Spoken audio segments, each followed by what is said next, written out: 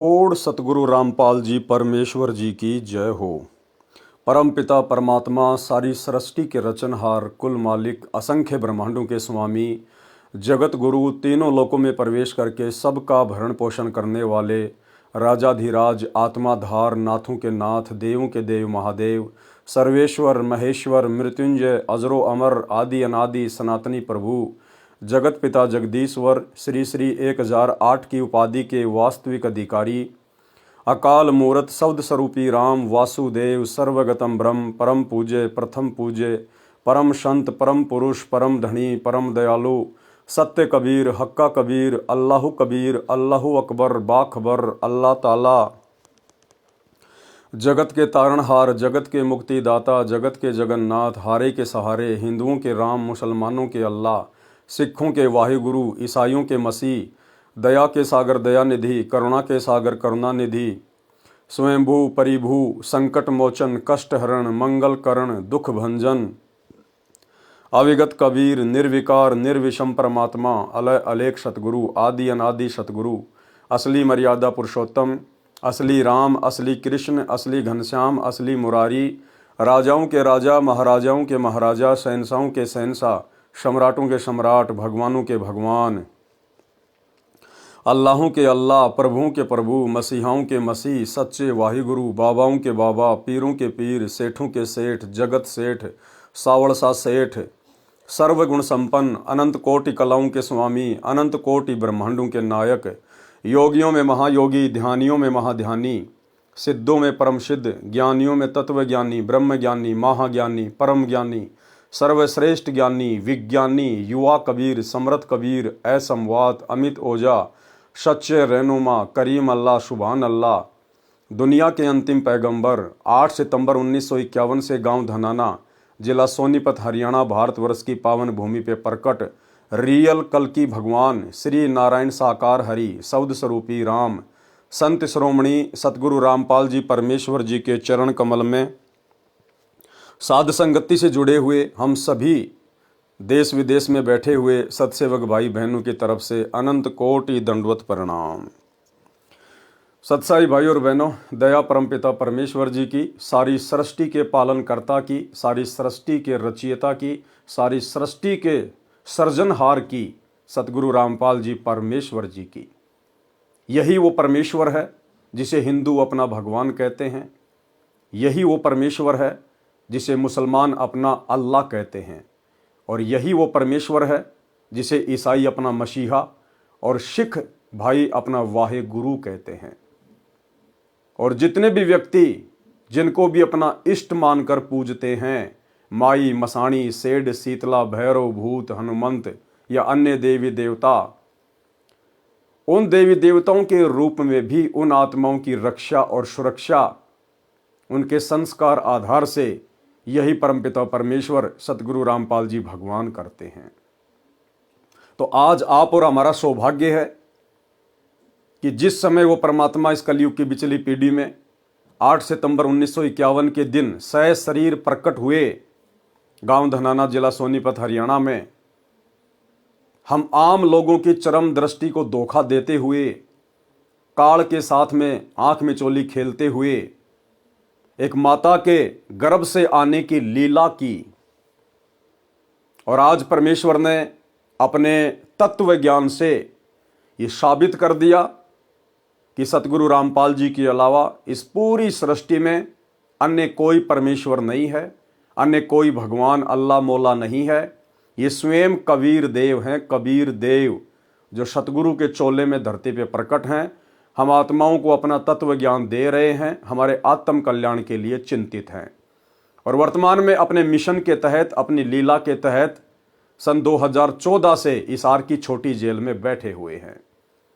और समय आने पर, जो समय युग परिवर्तन का होगा, महाविनाश का होगा, जो समय 2028 निश्चित किया हुआ है भविष्य वक्ताओं ने भी और स्वयं पूर्ण परमेश्वर सतगुरु रामपाल जी ने भी अपनी ज्ञान गंगा पुस्तक में नास्त्रदमस की भविष्यवाणी में 2028 युग परिवर्तन का समय स्पष्ट रूप में लिखा हुआ है।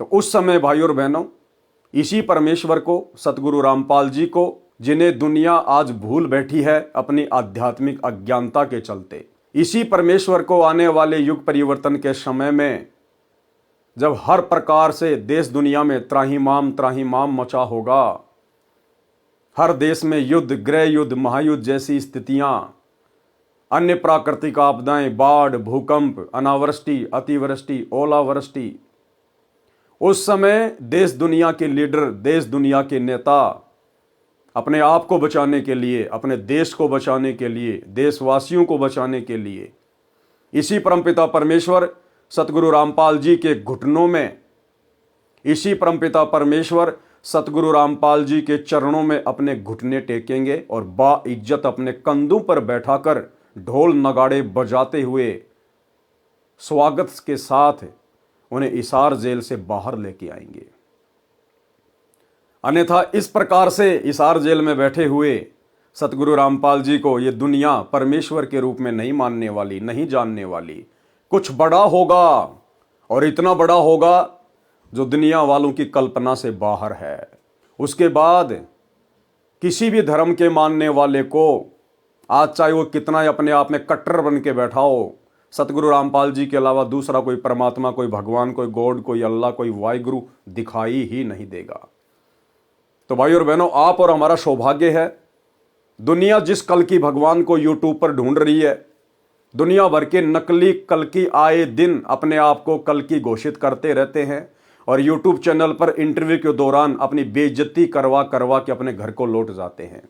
वो रियल कल की भगवान स्वयं सतगुरु रामपाल जी हैं, स्वयं सतगुरु रामपाल जी, कल की यानी कलयुग का भगवान, जो कलयुग में अपनी लीला दुनिया को स्पष्ट रूप से दिखाएगा, अपनी पहचान पूरे विश्व में स्पष्ट रूप से करवाएगा, जो इस देश और दुनिया से जाति और धर्म का नामो निशान मिटा देगा। केवल सबकी जाति एक ही होगी, जीव हमारी जाति है और मानव धर्म हमारा हिंदू, मुस्लिम, सिख, ईसाई धर्म नहीं कोई न्यारा, जो देश दुनिया की सरहदों को मिटा देगा। पूरे विश्व में जितने भी देश हैं, जितनी भी आर्मी लगी हुई है, ये परमेश्वर सारी सेना को वहां से हटवा देंगे, पूरे विश्व को एक कर देंगे।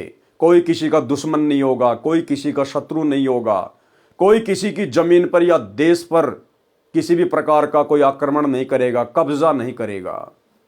सभी को अपने परमपिता परमेश्वर का पता चल जाएगा, ये मनुष्य जन्म प्राप्त करने के मकसद का पता चल जाएगा कि ये मनुष्य जन्म हमें इन जमीन के टुकड़ों के लिए मार काट करने के लिए नहीं मिला, ये मनुष्य जन्म हमें मोक्ष प्राप्ति के लिए मिला है।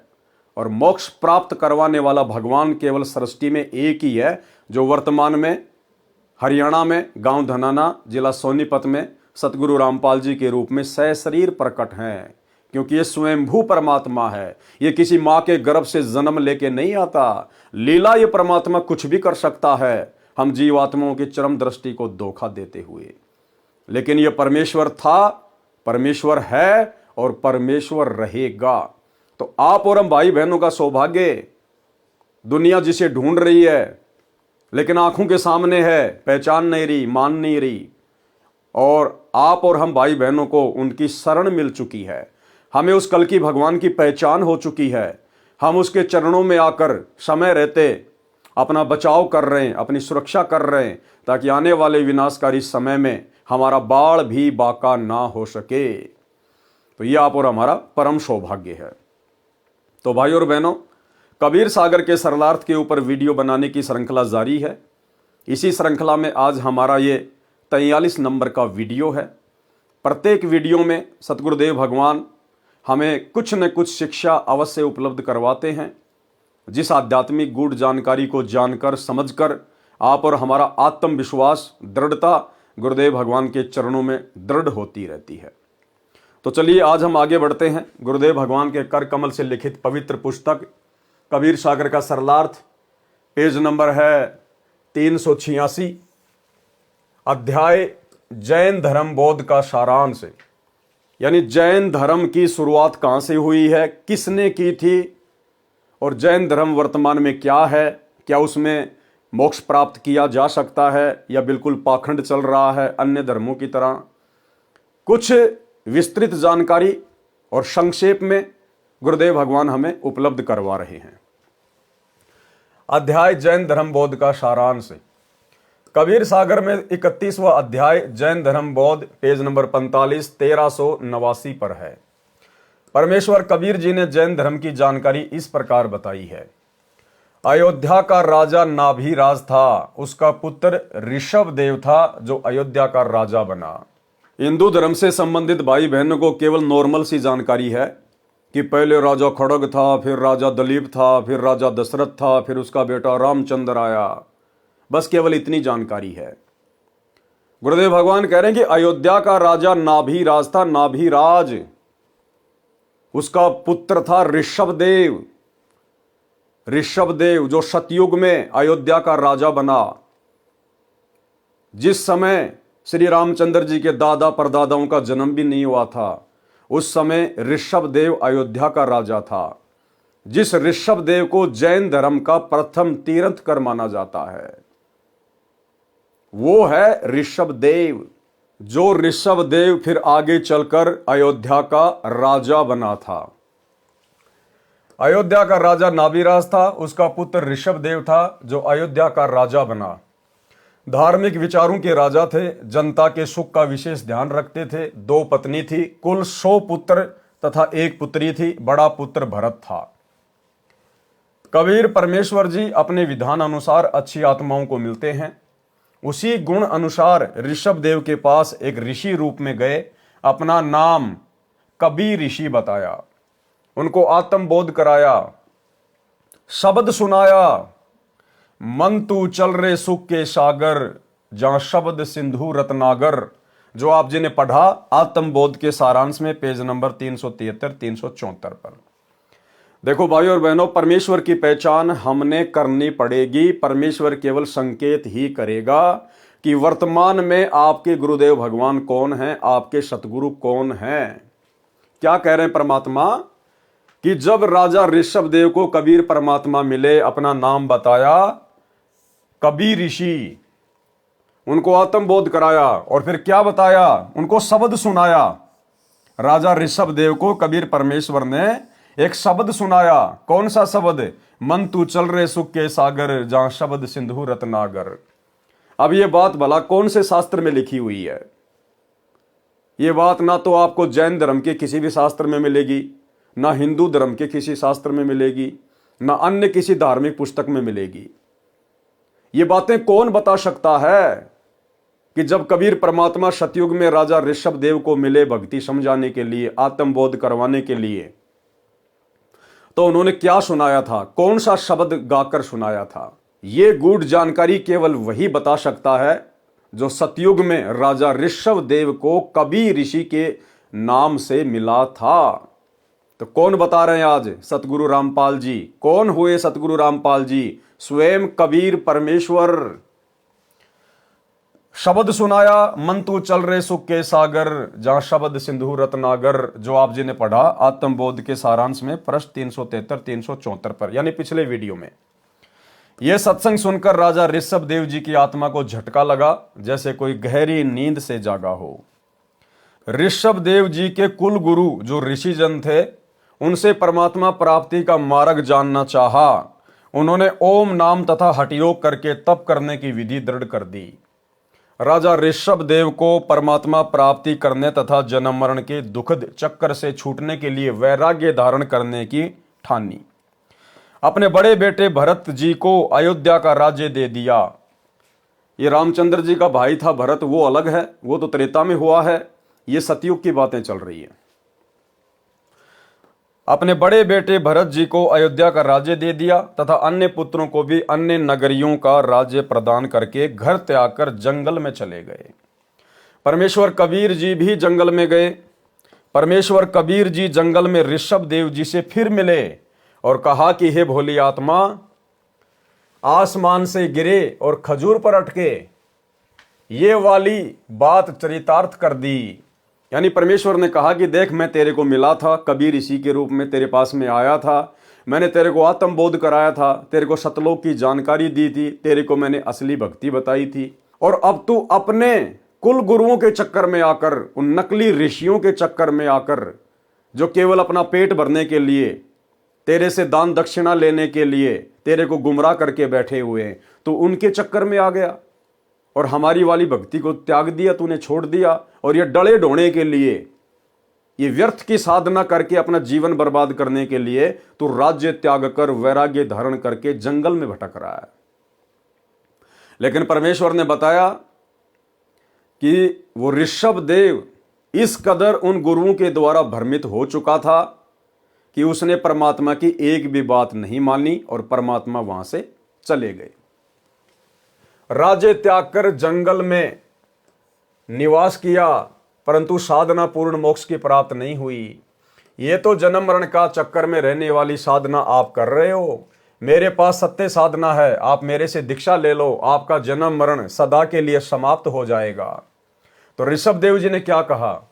ऋषभ देव जी अपने गुरु जी के बताए मार्ग को पूर्ण रूप से सत्य मान चुके थे। उन नकली ऋषियों के द्वारा बताए गए भक्ति मार्ग को सत्य मान चुके थे। इसलिए उन्होंने कभी ऋषि की बातों पर विशेष ध्यान नहीं दिया। ध्यान देना भक्तों पॉइंट के ऊपर, इसलिए उन्होंने कभी ऋषि की बातों पर विशेष ध्यान नहीं दिया, यानी परमात्मा की बातों पर विशेष ध्यान नहीं दिया। प्रभु कबीर देव चले गए। भाई और बहनों, ये नियम है परमात्मा का, क्योंकि काल के साथ परमेश्वर का एग्रीमेंट है, उनका वचन है। काल ने कहा था कि आप नीचे जाओगे, अपना ज्ञान प्रचार करोगे, आत्माओं को सतलोक की जानकारी दोगे, सत भक्ति बताओगे। हे प्रभु, जो आपके ज्ञान को स्वीकार करे, आप केवल उन्हीं को सतलोक लेकर जाना, और जो आपके ज्ञान को स्वीकार ना करे, आपकी मर्यादा में आके जो भक्ति ना निभाए, आपकी भक्ति को हल्के में ले, आपकी मर्यादाओं को तोड़े, आप उसको जबरदस्ती सतलोक ना लेकर जाना। तो परमेश्वर ने कहा तथास्तु, ऐसा ही करूंगा। तो अपने उस एग्रीमेंट के अनुसार गुरुदेव भगवान ने, कबीर परमेश्वर सतगुरु रामपाल जी ने राजा ऋषभ देव के साथ में कोई जबरदस्ती नहीं की कि ठीक है भाई, मैंने तो तेरे को सही साधना बताने का प्रयास किया है, लेकिन तू मान ही नहीं रहा, तो कोई बात नहीं, जैसा तेरा भाग्य, जैसी तेरी किस्मत है। और कबीर देव वहां से चले गए। ठीक इसी प्रकार भाइयों और बहनों, वर्तमान में परमात्मा अपने भक्तों के साथ इस कलयुग की पिछली पीढ़ी में भी जबरदस्ती नहीं करेगा।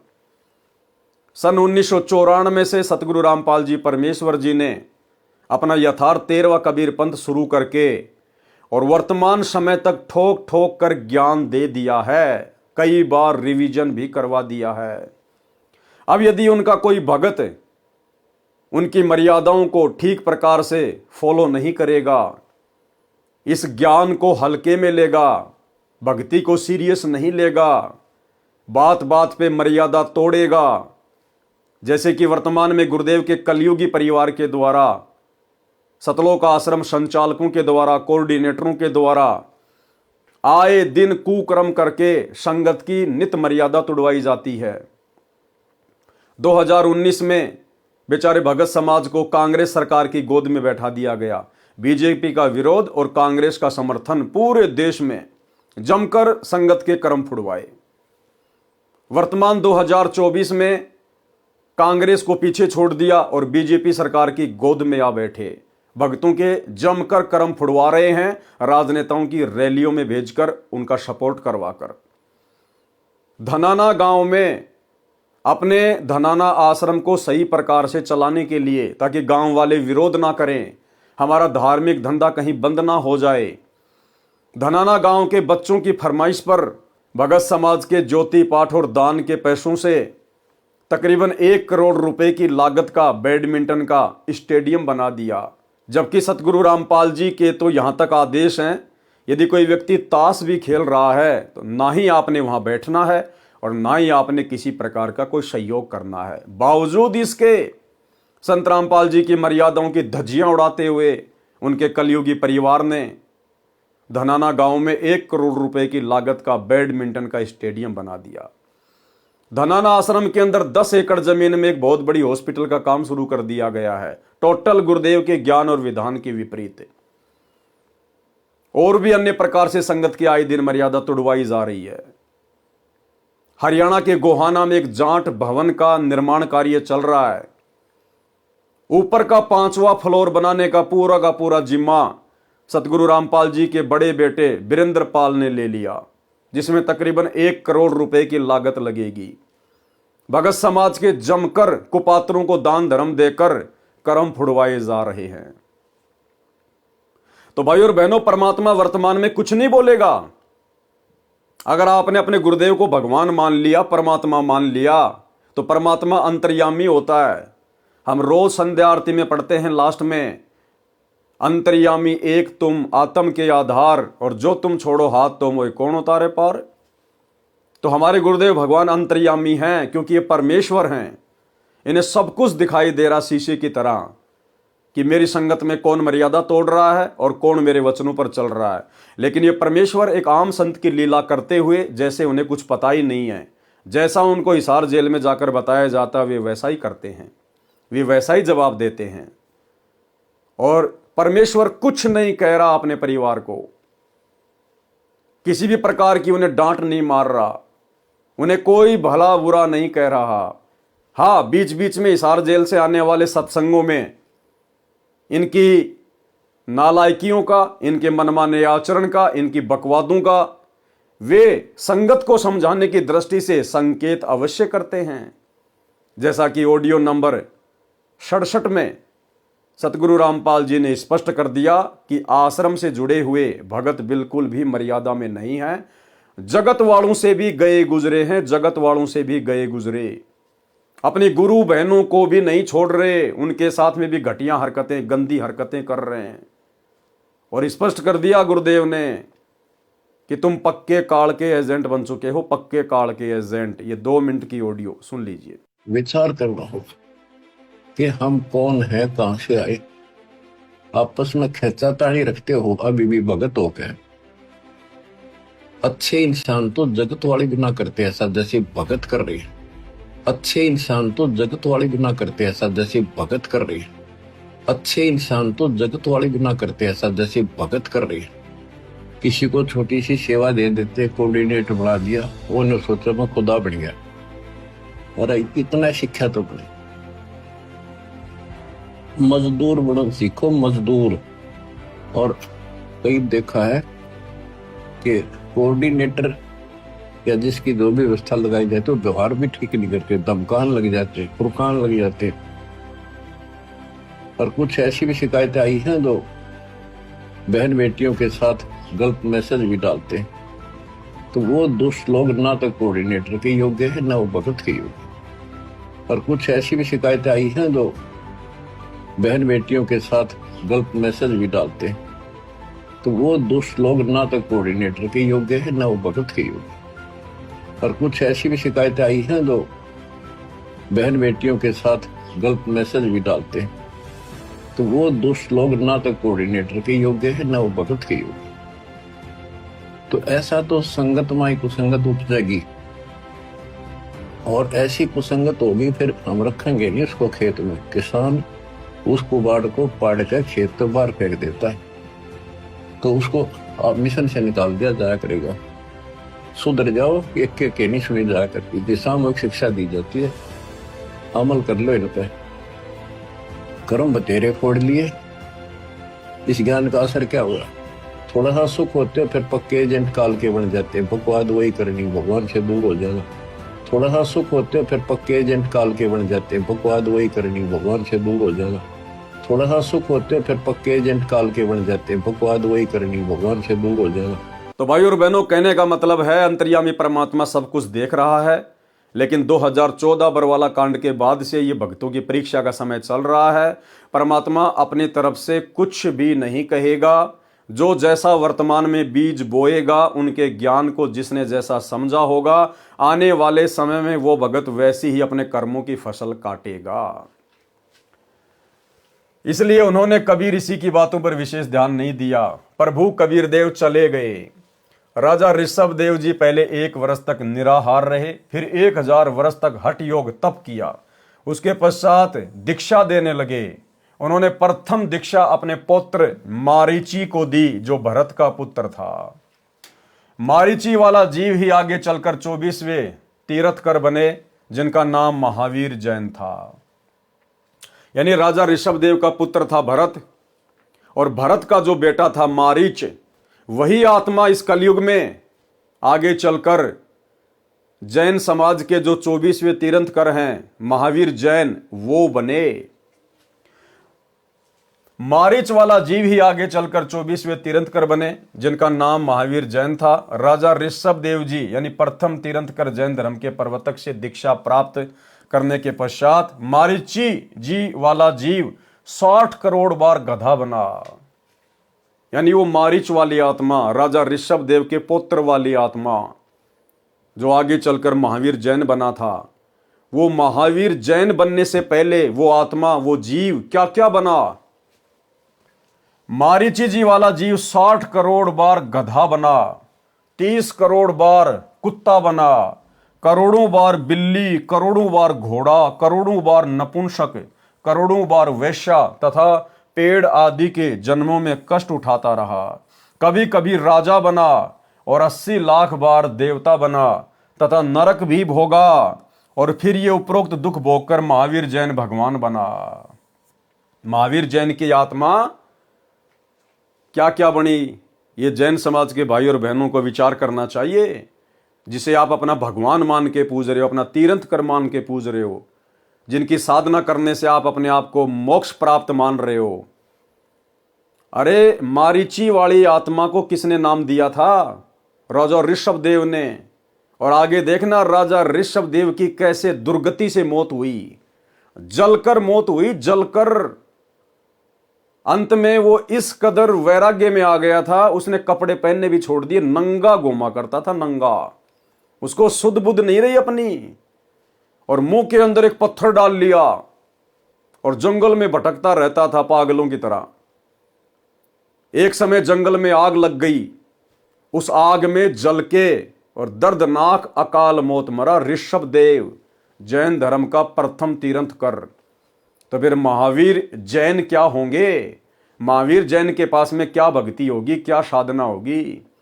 और महावीर जैन ने तो फिर आगे चलकर जैन धर्म में 363 पाखंड मत चलाए, 363 पाखंड। जैन धर्म वालों की खुद की पुस्तक आओ जैन धर्म को जाने, उसमें स्पष्ट तौर पर लिखा हुआ है। मारीची जी वाला जीव 60 करोड़ बार गधा बना, 30 करोड़ बार कुत्ता बना, करोड़ों बार बिल्ली, करोड़ों बार घोड़ा, करोड़ों बार नपुंसक, करोड़ों बार वैश्या तथा वृक्षों आदि के जन्मों में कष्ट उठाता रहा। कभी कभी राजा बना और 80 लाख बार देवता बना तथा नरक भी भोगा, और फिर से उपरोक्त दुख भोगकर महावीर जैन भगवान बना। नंगे रहते थे कौन? ऋषभदेव जी नंगे रहते थे। श्री महावीर जैन जी के जीव ने 363 पाखंड मत चलाए, और महावीर जैन जी भी नंगे ही रहा करते थे। भोगेगा अपना किया रे। एक समय महावीर जैन वाला जीव यानी मारीची वाला जीव राजा था। अब गुरुदेव भगवान हमें महावीर जैन का एक जीवन बता रहे हैं कि भगवान महावीर बनने से पहले वो एक राजा था। और ध्यान से सुनिए भाई और बहनों, ये कथा हमें बहुत गहरी शिक्षा देगी। हमने किसी का भी अहित नहीं सोचना है, हमने किसी के साथ भी बदतमीजी नहीं करनी, जबरदस्ती नहीं करनी, मन में भी किसी के प्रति हमने बुरा नहीं सोचना है। हाँ, जो सत्य है वो डंके की चोट पर कहेंगे, विदुर की तरह कहेंगे, भले ही थप्पड़ लगे लेकिन परमात्मा का थप्पड़ पड़ने से बच जाएंगे। एक समय महावीर जैन वाला जीव यानी मारीची वाला जीव राजा था। उसका एक विशेष नौकर था। राजा का मनोरंजन करने के लिए एक वाद्य यंत्र बजाने वाली पार्टी होती थी। राजा धुन सुनते सुनते सो जाता तो वह तान यानी वो धुन बंद कर दी जाती थी। राजा अपने महल में पलंग पर लेटा लेटा धुन सुना करता। अपने नौकर को कह रखा था कि जब मुझे नींद आ जाए तो बाजा बंद करा देना।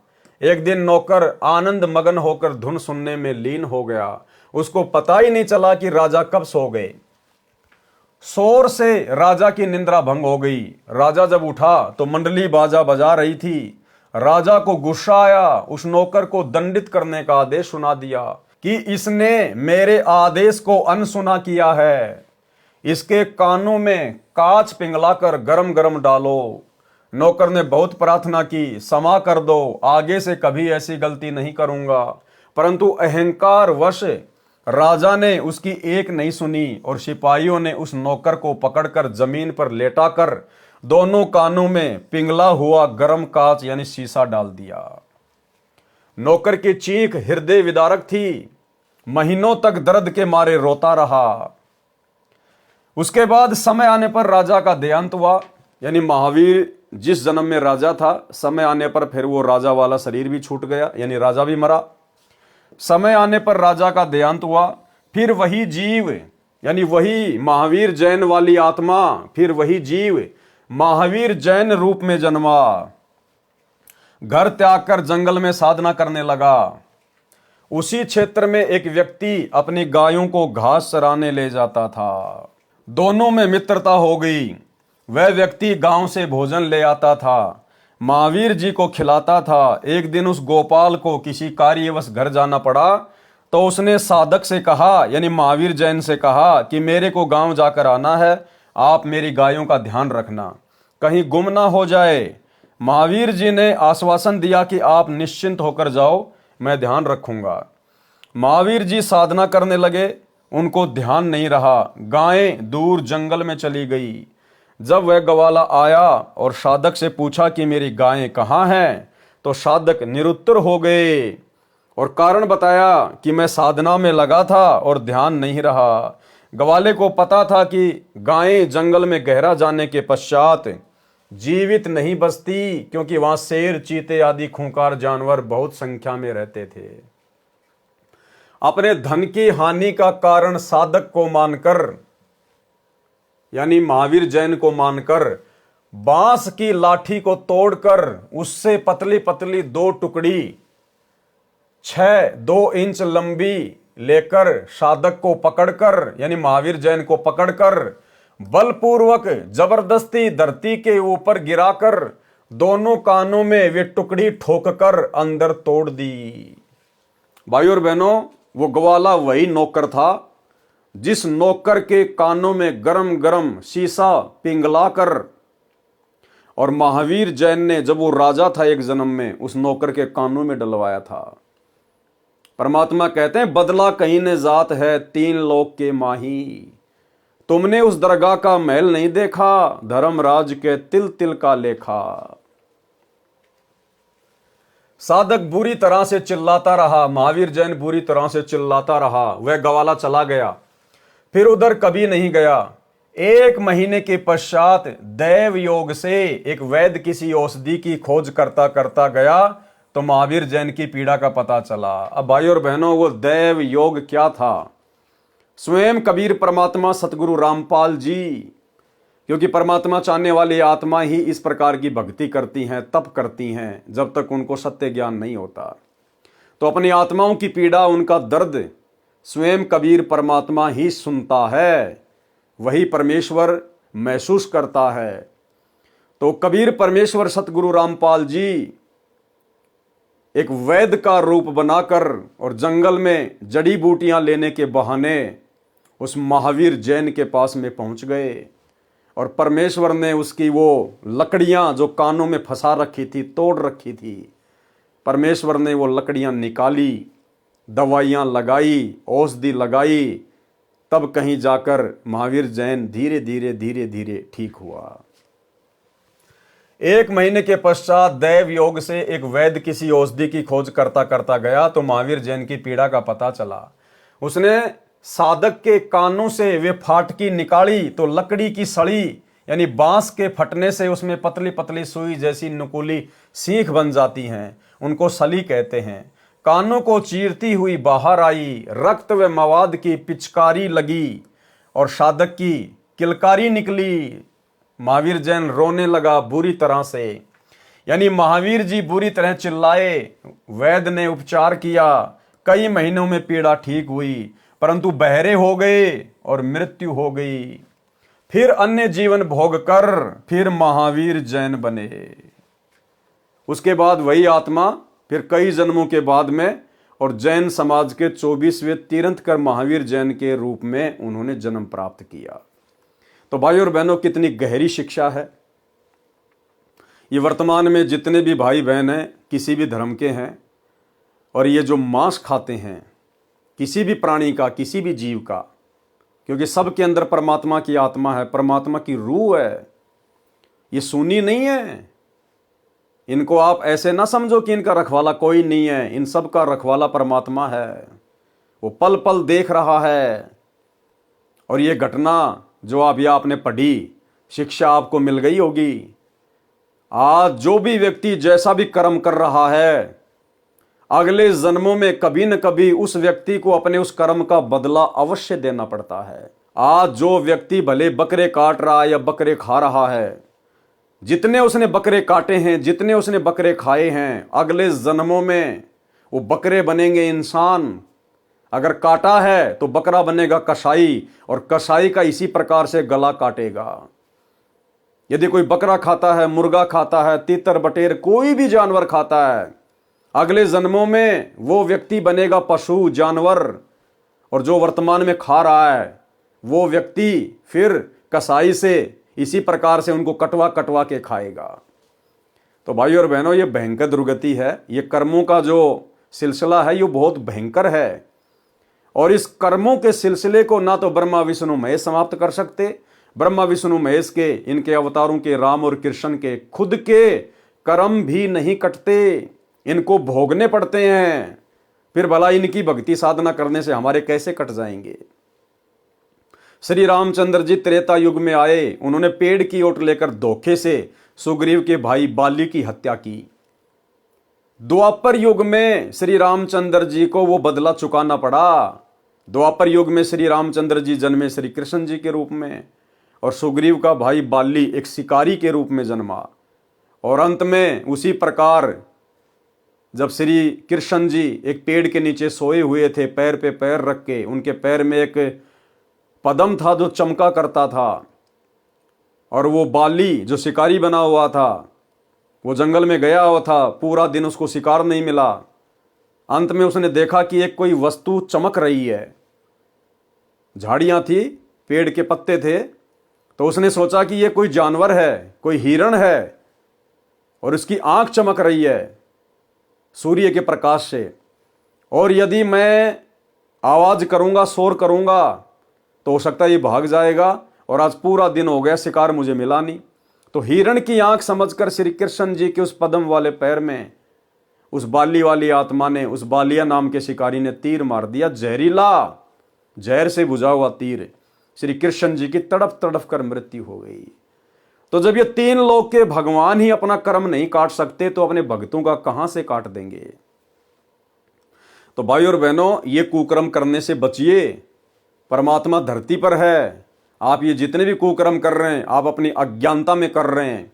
आप जिस भी धर्म से जुड़े हुए हैं, आपका जो भी धर्मगुरु है, उसको कंप्लीट ज्ञान नहीं है, उसको तत्व ज्ञान नहीं है, शास्त्रों की, धर्म की, कर्म की जानकारी नहीं है।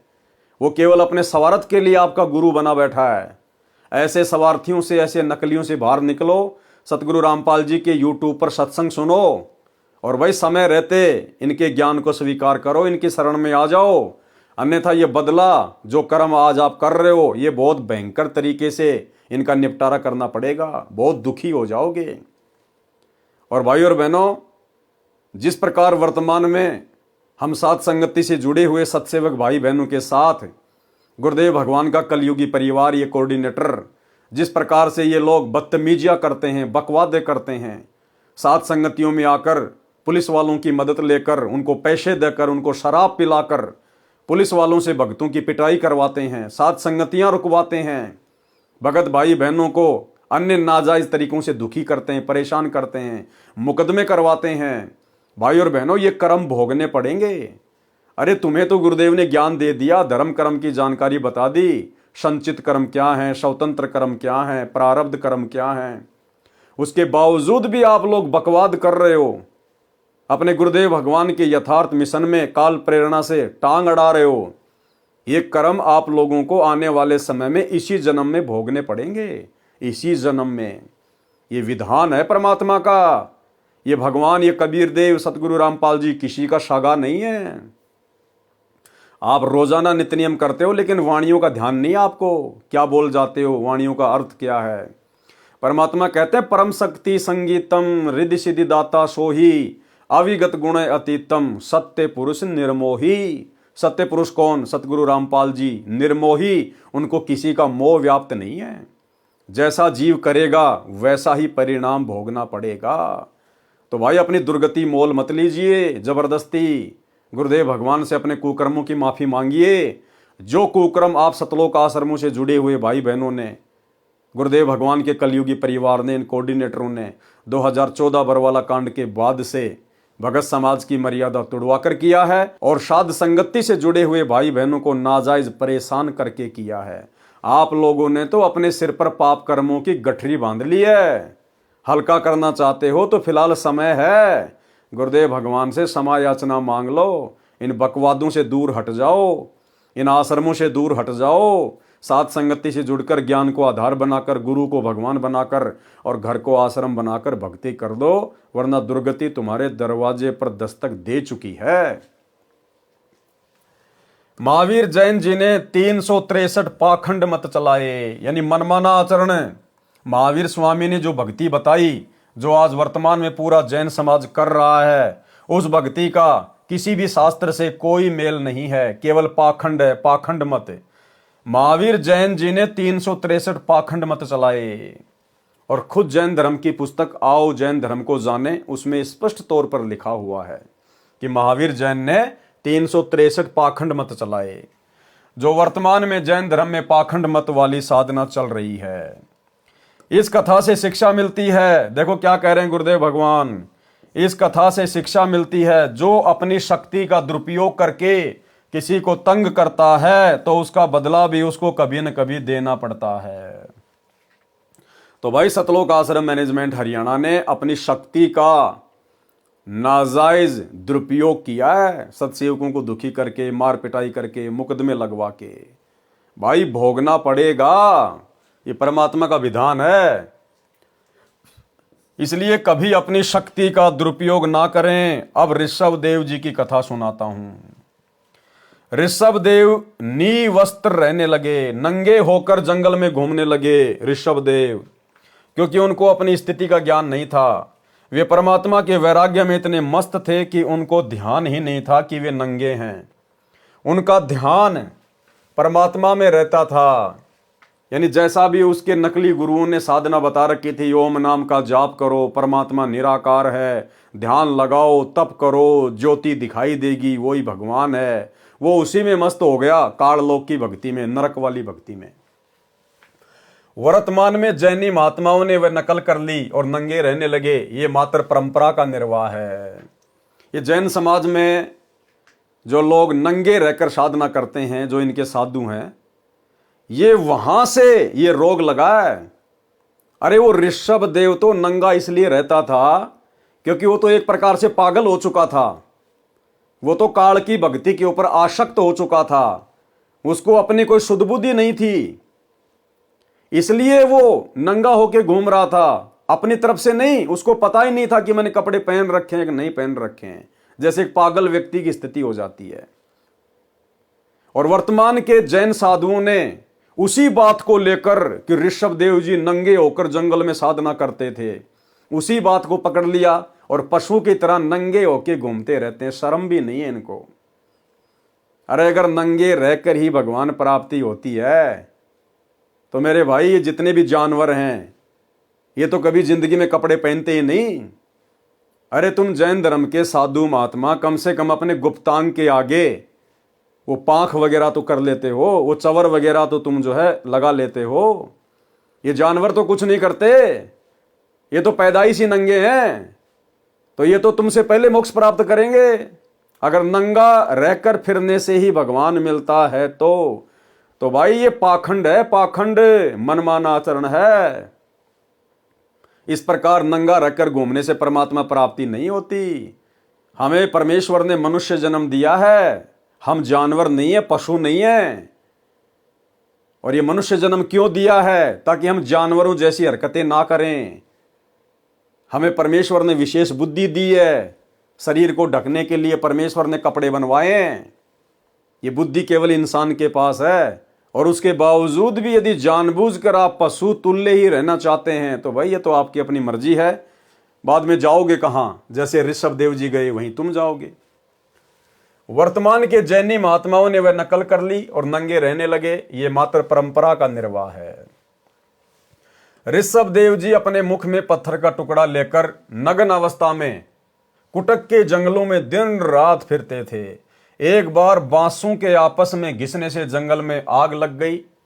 दावानल इतनी भयंकर हुई कि सब जंगल जलकर राख हो गए।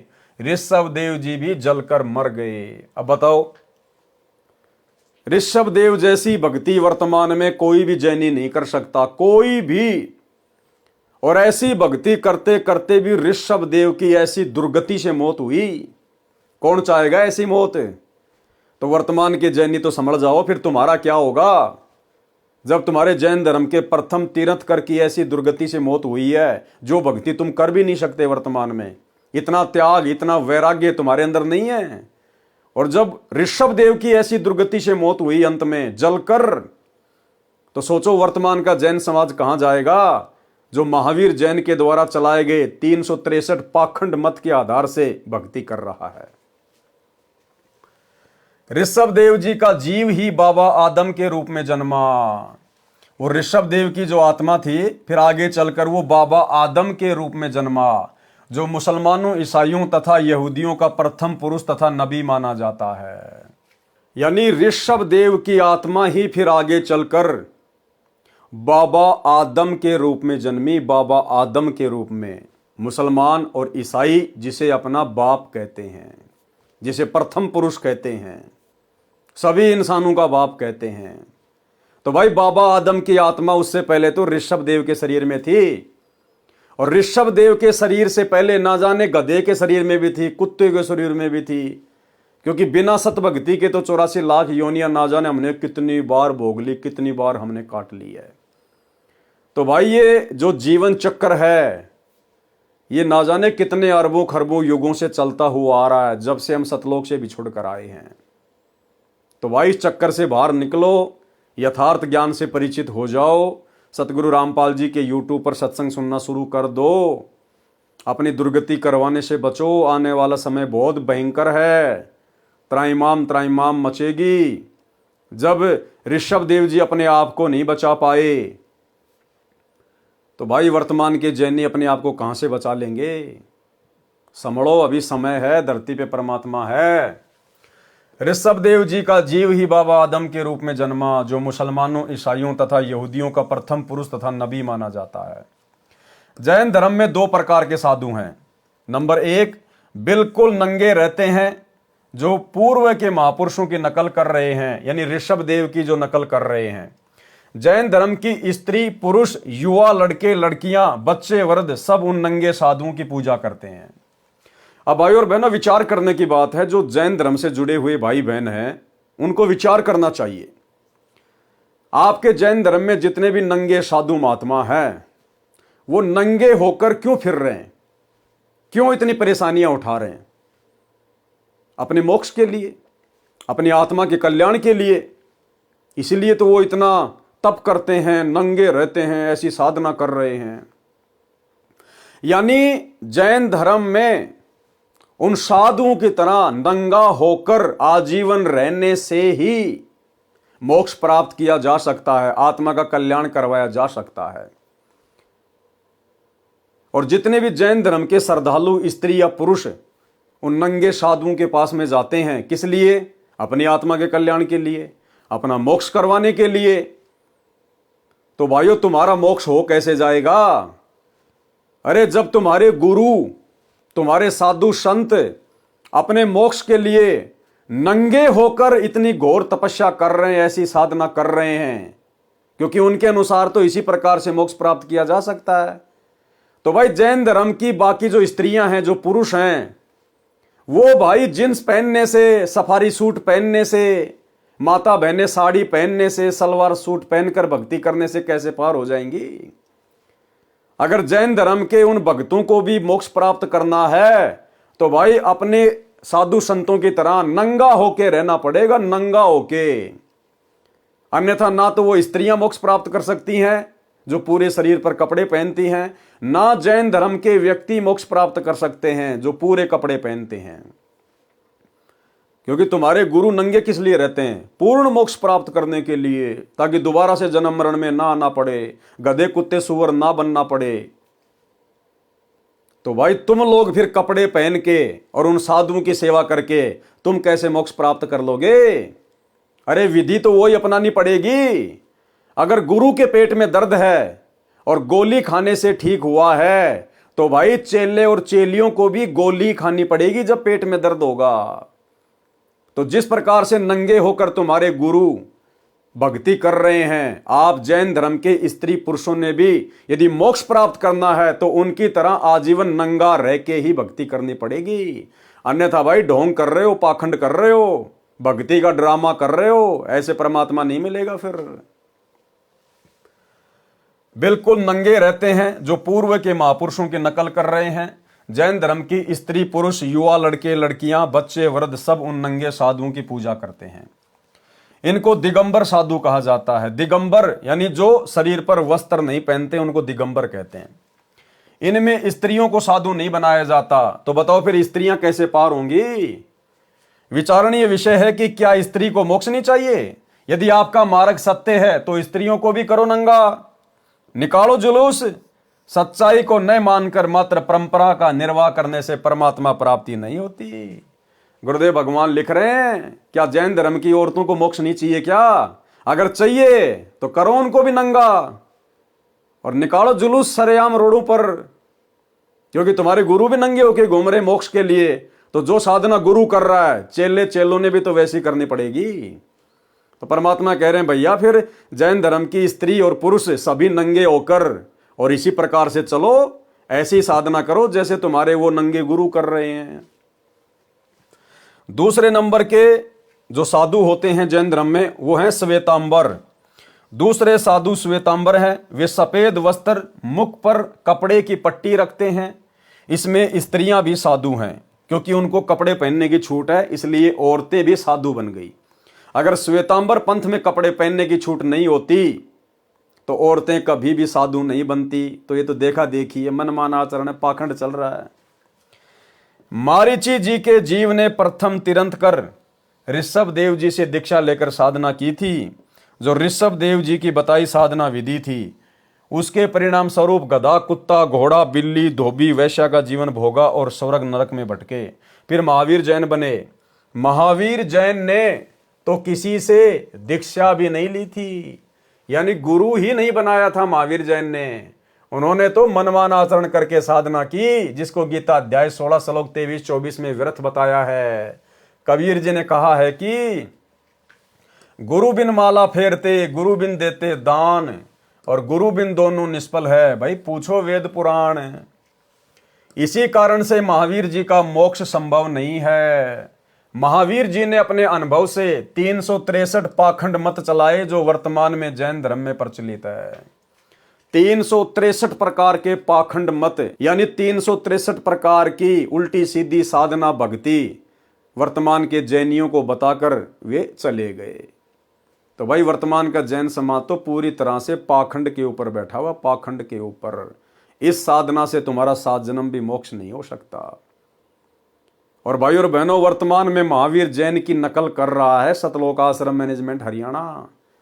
सतगुरु रामपाल जी के बेटा बेटी, भाई बंधु, रिश्तेदार, आश्रमों से जुड़े हुए कोऑर्डिनेटर क्या कह रहे हैं गुरुदेव? महावीर जी ने अपने अनुभव से, यानी जैसा भी उनको अनुभव हुआ, जो भी उनके अंदर काल प्रेरणा से विचार उत्पन्न हुए, महावीर जी ने अपने अनुभव से 363 पाखंड मत चलाए जो वर्तमान में जैन धर्म में प्रचलित हैं।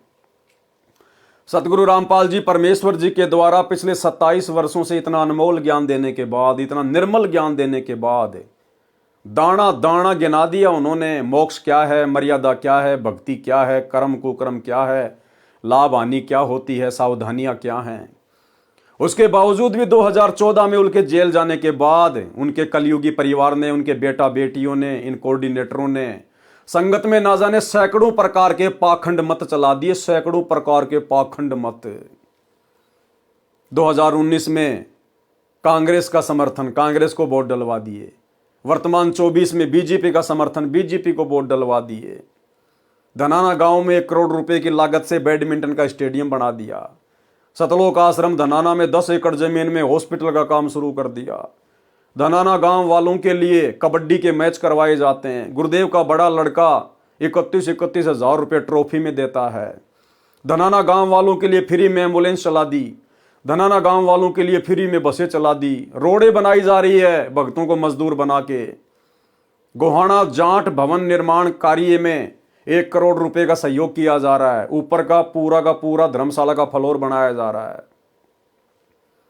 धनाना आश्रम के अंदर और अन्य आश्रमों के अंदर मिट्टी के गधे बना दिए, बैल बना दिए, गायें बना दी, कबीर जी का झोपड़ा बना दिया, मिट्टी खोद खोद के जेसीपी से पहाड़ बना दिए, जुलाहों का कुआं बना दिया, लहर तारा तालाब बना दिया, केवल संगत के मनोरंजन के लिए, संगत को खुश करने के लिए, संगत का मन बहलाने के लिए कि संगत आती रहेगी, हमें ज्योति पाठ और दान का पैसा देती रहेगी। आश्रम में रक्तदान दे दान के कैंप लगवा दिए जाते हैं। दुनिया भर का पाखंड, जिस प्रकार महावीर जैन ने 363 प्रकार के पाखंड मत चलाए, तो भाइयों और बहनों, वर्तमान में गुरुदेव के जेल जाने के बाद उनके कलयुगी परिवार ने, इन कोऑर्डिनेटरों ने कम से कम 100 प्रकार के पाखंड मत तो संगत से करवाए हैं। तो महावीर जैन में और सतगुरु रामपाल जी के कलयुगी काल प्रेरित परिवार में किसी प्रकार का कोई अंतर नहीं है। महावीर जी ने अपने अनुभव से 363 पाखंड मत चलाए जो वर्तमान में जैन धर्म में प्रचलित है। विचार करें महावीर जैन की आगे क्या दुर्दशा हुई होगी, इसी प्रकार इन आश्रम वालों की क्या दुर्दशा होगी। यह स्पष्ट है क्योंकि राजा ऋषभदेव वेदों अनुसार साधना करते थे। वही दीक्षा मारीची जी को दी थी। वेदों अनुसार साधना करने से मारीची वाले जीव को ऊपर लिखित लाभ हानि हुई, जन्म मरण जारी है। तो महावीर जी ने तो वेदों के विरुद्ध साधना विधि त्याग कर मनमान आचरण किया था। गुरु से दीक्षा भी नहीं ली थी। उनको तो शौपन में भी स्वर्ग नहीं मिलेगा, यानी सीधे नरक में गए हैं। महावीर जैन की आत्मा मरने के बाद सीधी नरक में गई है, फिर 84 लाख योनियों में। क्योंकि ये जो बातें बताई जा रही हैं किसी आम व्यक्ति, आम संत के द्वारा नहीं बताई जा रही। सभी आत्माओं के उत्पत्ति करता, सभी का लेखा जोखा रखने वाले, सभी के कर्मों का हिसाब किताब रखने वाले पूर्ण ब्रह्म परमात्मा कबीर देव सतगुरु रामपाल जी के द्वारा बताई जा रही हैं, लिखी जा रही हैं। उनको तो शौपन में भी स्वर्ग नहीं मिलेगा। अन्य वर्तमान के जैनी भाई बहनों को क्या मिलेगा? जैनी मानते हैं कि सृष्टि का कोई कर्ता नहीं है, इस दुनिया को बनाने वाला कोई भगवान नहीं है, कोई परमात्मा नहीं है। ये अनादिकाल से चली आ रही है। नर मादा के संयोग से उत्पत्ति होती है और मरते हैं। जैनी मूर्ति पूजा में विश्वास रखते हैं, किसी परमात्मा की मूर्ति नहीं रखते। जिनको हिंदू समाज प्रभु मानता है, जैसे श्री विष्णु जी, श्री शिव जी, श्री ब्रह्मा जी या देवी जी, ये अपने तीर्थंकर को ही प्रभु मानते हैं। उन्हीं की मूर्ति मंदिरों में रखते हैं। ओम मंत्र का स्वरूप तथा उच्चारण बिगाड़ कर ओंकार को रणोकार बनाकर जाप करते हैं। जो स्त्री या पुरुष श्वेतांबरों से दीक्षा लेता है, उनके सिर तथा दाढ़ी के बाल हाथों से नोच नोच कर उखाड़ते हैं। अब बताओ, ऐसे बाल खींच खींच के पाड़ने से भगवान मिलता है क्या? कौन से शास्त्र में लिखा हुआ है? अरे ऋषभ देव जो था वो तो एक प्रकार से पागल हो गया था। उसको तो वैराग्य हो गया था। उसको शुद्ध बुद्धि नहीं थी अपनी। नंगा होके घूमता था, अपने बाल वगैरह नोचता था, पाड़ता था, जैसे कोई पागल व्यक्ति ऐसी हरकतें करता है। तो वर्तमान का जो जैन समाज है, उन्हीं से शिक्षा लेकर कि हमारे जो प्रथम तीर्थकर थे उन्होंने इस प्रकार से भक्ति की थी और वैसी भक्ति करेंगे तो ही हमारा भला होगा। ना भला उनका हुआ, ना भला आपका होने वाला। उनके सिर तथा दाढ़ी के बाल हाथों से नोच नोच कर उखाड़ते हैं। महान पीड़ा होती है। भक्ति में शरीर को अधिक कष्ट देना लाभदायक मानते हैं। इस तरह की साधना तथा विधान निराधार तथा नरकदायक है। मोक्ष तो शौपन में भी नहीं है। मोक्ष तो शौपन में भी नहीं है। अगर इस प्रकार से बाल उखाड़ने से, अरे भाई, 2 औरतें किसी बात को लेके आपस में झगड़ने लगें और एक दूसरे के बालों को खींच खींच के नोच नोच के अगर पाड़ पाड़ के फेंकेंगी तो क्या उनका मोक्ष हो जाएगा? क्या ऐसा करने से क्या मोक्ष हो जाएगा? अरे भैया, इस प्रकार का त्याग तो बेचारे जानवर भी करते हैं। बकरा भी अपना गला कटवाता है। आप जैन समाज के लोग तो खाली अपने बाल ही नोच रहे हो, वो बकरा तो बेचारा अपनी गर्दन कटवा देता है। उसके तो शरीर की खाल उधेड़ी जाती है, बाल तो छोड़िए। तो क्या उसका मोक्ष हो जाएगा बकरे का? तुम तो खाली बाल ही नोचते हो, वो बकरा तो अपनी खाल नुचवा रहा है। तो भाई इस प्रकार की साधना से मोक्ष नहीं है, ये पाखंड है, पाखंड। असली तीर्थकर धरती पर सतगुरु रामपाल जी के रूप में प्रकट है। यूट्यूब पर सत्संग सुनना शुरू कर दीजिए। नहीं भाई, दुर्गति दरवाजे पे खड़ी है। जैसे ही मनुष्य शरीर छूटा, सीधा नरक और गधे कुत्ते की योनि जैसे महावीर जैन जी को प्राप्त हुई। इस तरह की साधना तथा विधान निराधार नरकदायक है, मोक्ष तो शौपन में भी नहीं है। जैनियों का विधान है कि सृष्टि को रचने वाला कोई नहीं है, नर मादा से उत्पन्न होते हैं, मरते रहते हैं। ये पढ़कर गीता अध्याय 16 श्लोक 8-9 याद आया। जैनी मानते हैं कि सृष्टि का कोई रचयिता नहीं है, स्त्री और पुरुष से, नर मादा से ऐसे ही उत्पत्ति होती है। अरे तो नर और मादा भी तो कहीं से उत्पन्न हुए होंगे। चलो तुम देख रहे हो कि बच्चे नर और मादा से उत्पन्न होते हैं, अरे तो शुरुआत में वो नर और मादा भी तो कहीं से उत्पन्न हुई होगी। वो कहां से आए थे? सबसे पहले जो नर और मादा थे उनको किसने उत्पन्न किया? जैसे आप लोग सवाल करते हो ना कि पहले मुर्गी आई या फिर अंडा आया, तो कोई कहते हैं कि पहले अंडा आया, तो लोग कहते हैं फिर बिना मुर्गी के अंडा कहां से आया। और कोई कह देता कि पहले मुर्गी आई, तो कहते हैं फिर बिना अंडे की मुर्गी कहां से आई। तो भाई तुम्हारा गोलमोल विधान है, अभी तुम्हें सृष्टि रचना का ज्ञान नहीं है। सृष्टि रचना के लिए संत रामपाल जी के यूट्यूब पर सत्संग सुनिए कि पहले मुर्गी आई या अंडा आया, पहले नर आया या मादा आई। ये सारी की सारी जानकारी आपको यूट्यूब पर सतगुरु रामपाल जी के सत्संगों में मिलेगी।